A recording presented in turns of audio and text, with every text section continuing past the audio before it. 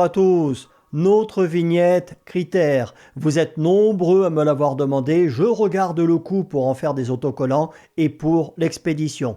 On devrait être aux environs de 50 centimes l'unité, plus 1,50 € pour l'envoi, jusqu'à 20 grammes en lettres. Donc si vous en commandez 4, ça ferait 2 € pour les vignettes, plus 1,50 € pour l'envoi, 3,50 € en tout pour les 4. Je vous redonne des chiffres plus précis en fin de semaine. Il y a quelques jours, j'ai publié une vidéo dans laquelle je parlais, entre autres, de l'autonomie de la Renault 5 e-Tech qui, sur l'autoroute, n'en déplaise à certains, est inférieure à 200 km.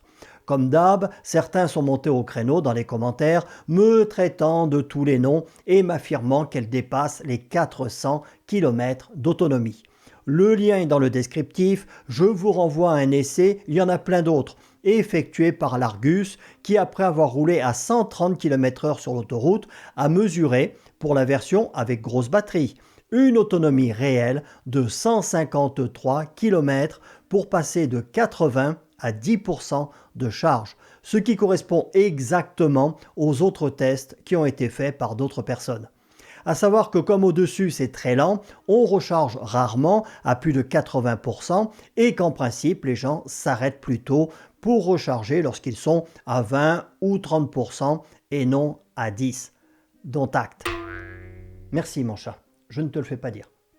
Non, pas tout de suite, attends un petit peu. Aujourd'hui, on va parler d'un sujet beaucoup plus grave que ce qui n'en a l'air, car une fois de plus, on est dans le refus de Bruxelles de reconnaître ses erreurs et prendre des décisions dans l'intérêt de notre industrie ou correspondant aux besoins et à la demande du peuple que ces gens méprisent. Ce qui se passe est très grave, car à la trahison et à la corruption s'ajoute la manipulation perverse. Article Auto-Info Distribution, écrit par Antonin Morisco le 7 janvier 2025. En 2025, les constructeurs Stellantis, Toyota et Ford vont bénéficier des crédits carbone de Tesla. Autrement dit, Bruxelles refuse de revenir sur les préconisations de la norme CAF. On fait juste un ajustement qu'on pourra moduler ou supprimer à loisir. Avant d'attaquer la page 2, et ça va faire plaisir à certains, je vais vous parler d'Ovoco, mais pas dans le même sens que d'habitude. Ovoco, vous le savez maintenant, c'est la plus grosse plateforme de vente de pièces détachées d'occasion en ligne. Plus de 4200 professionnels référencés et 23 millions de pièces détachées disponibles. Paiement sécurisé, 14 jours de délai de réflexion et les vendeurs sont notés par les acheteurs. On y trouve énormément de pièces pour tout un tas de véhicules et j'y ai cherché une commande de climatisation pour ma voiture car la mienne ne fonctionne plus. Et ce qui va faire plaisir à certains, c'est qu'actuellement, ils en proposent pour d'autres années modèles de Land Cruiser, mais n'en ont pas pour le mien. Donc, même s'ils proposent tout un tas de pièces qu'on ne trouve nulle part ailleurs, eh bien, chez Ovoco, ils n'ont pas tout non plus.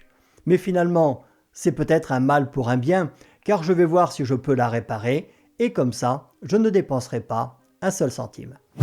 Donc, dans notre page 2, on nous dit que pour rentrer dans les clous de la réglementation CAF, Stellantis, Toyota et Ford vont combiner les émissions de CO2 de leurs véhicules neufs vendus en 2025 avec celles de Tesla qui ne fait que des électriques. Une opération coûteuse. Dessous, on nous dit que 2025 devrait être l'année de l'accélération de l'électrification du parc automobile européen. Ce à quoi je ne crois pas du tout, pour moi ça va chuter encore plus. La réglementation CAF imposant de mettre à la route 25% de véhicules électriques.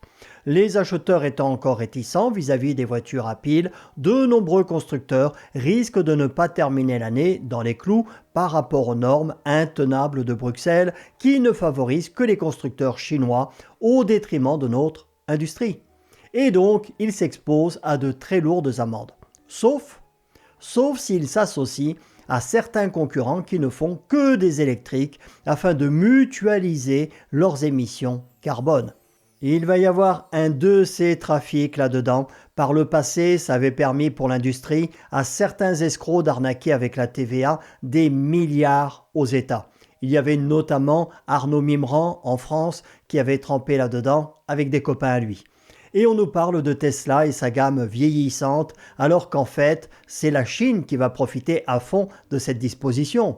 C'est un cheval de Troie, ils vont nous bouffer par l'intérieur car nos constructeurs institutionnels vont être obligés de faire la promotion et la distribution de leurs produits afin de pouvoir écouler leur propre thermique. C'est éminemment pervers. Page 3, il y en a 4 en tout. L'Union européenne autorise la formation de pools regroupant néoconstructeurs et acteurs historiques. L'aveu de leur échec, mais comme on en a l'habitude avec eux, le refus de revenir sur des décisions débiles. Et par ce biais, c'est la liberté individuelle, dans l'une de ses prérogatives les plus importantes, celle de la mobilité individuelle, que l'on attaque. Donc on nous dit que Stellantis, Toyota, Ford, Mazda et Subaru prévoient de mutualiser leurs émissions de CO2 avec celles de Tesla. Ils oublient juste, volontairement ou pas, je ne sais pas, le cheval de Troie Leapmotor qui est diffusé par Stellantis. On nous dit que d'autres marques pourraient se joindre à ce conglomérat et que ceux qui le souhaitent ont jusqu'au 5 février pour se manifester. Et juste dessous, dans le petit encadré, on nous propose un article dans lequel on nous dit que Stellantis mise tout son CO2 européen sur Leapmotor. Tout en bas, on nous dit que ça permettra à Stellantis d'atteindre ses objectifs européens pour 2025 tout en optimisant ses ressources. Page 4, on nous dit que Mercedes-Benz, qui aura cruellement besoin de crédit carbone pour terminer l'année, puisque sa gamme électrique ne se vend pas et que le crédit carbone de Smart ne sera pas suffisant, s'est tourné vers Polestar, filiale du groupe chinois Geely, pour prendre des accords. Mercedes qui va d'ailleurs monter des moteurs chinois dans certaines de ses voitures. Donc eux, c'est un double cheval de Troie qu'ils introduisent dans la citadelle. Quand je repense aux Mercos jusqu'à la fin des années 90, qui étaient pratiquement toutes indestructibles, franchement, ça fait mal au cœur. Donc voilà, l'Europe persiste dans la destruction de tout notre tissu industriel et l'asservissement des peuples. Le tout grâce à une idéologie écolo, bobo, woke, de déconstruction de notre société qu'ils font mijoter à feu plus très doux. Attention, ça risque de cramer. Et avec un délicieux fumet de corruption généralisée qui s'en dégage. Allez voir aux vocaux avec mon code, même si vous n'achetez rien. Comme ça, ils continueront de soutenir la chaîne. Salut à tous.